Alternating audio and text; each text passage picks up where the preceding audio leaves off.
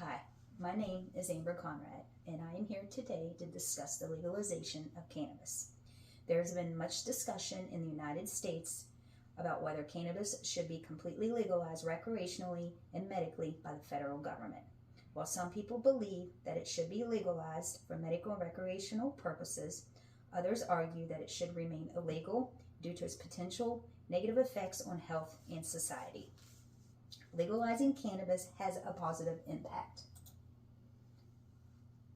on the economy and would federally end the unfair imprisonments, no criminal record, fund job training, and fund substance abuse treatments, would fund roads and schools, and would provide helpful medicine across the board. Now we're going to look at the annual incarceration of Americans who have been arrested annually for the sale and manufacturing of cannabis and the possession of cannabis. Millions of Americans have been arrested and incarcerated for possession of cannabis for more than murder, sexual assault, and or even robbery combined. Take a look at these statistics, how the number of arrests have decreased due to legalization of states that have made it medically and recreational. In the last decade, the possession has decreased by 58%. From 2019 to 2020, it has decreased by 200,000 just in that 1 year period.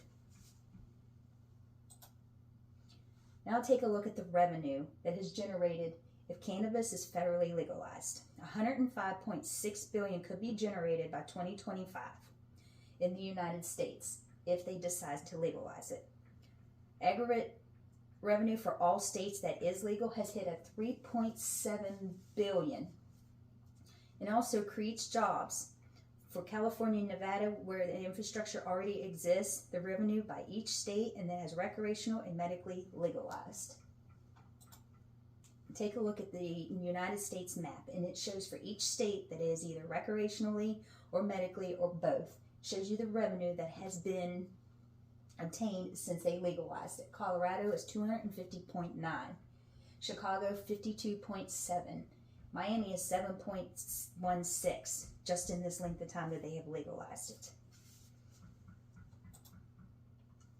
Cannabis is a natural plant. It's composed of leaves and flowers. It has two main parts for treatment. It has THC, the active ingredient, and then CBD, cannabinoids, which also contains 100 different cannabinoids just in it alone. As of today, there is still 0 deaths reported, fewer to no side effects. It's a universal drug. Fights the ongoing opiate crisis, treats same conditions and prescription drugs with fewer side effects and better symptom management. Now we talk about people being worried about smoking it and the issues you can have with your lungs. Well, there are also other safe ways to take cannabis and still get the same effects. You can use it with vaporizing or vape, snacks, cookies, brownies, lollipops, gummies, pills or capsule forms, dissolvable strips, and even something called dabs.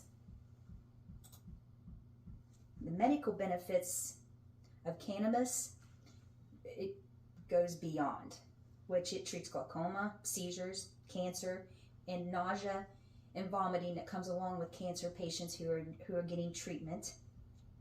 You also have multiple sclerosis, chronic pain, epilepsy, PTSD, migraines. These are just to name a few that it does treat.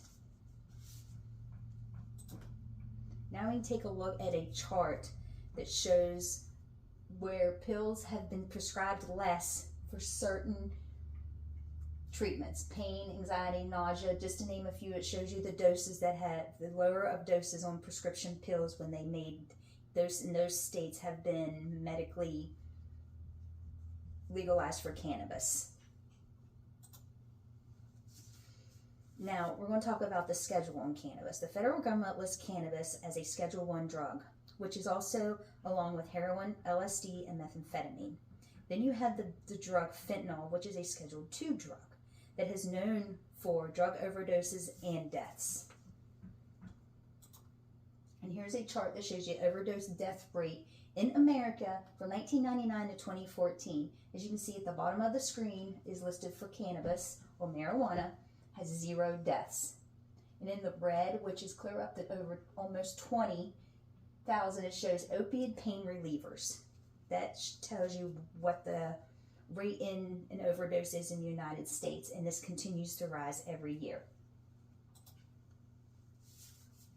In conclusion, there is plenty of evidence and significant number of benefits to back up the legalization of cannabis in the United States.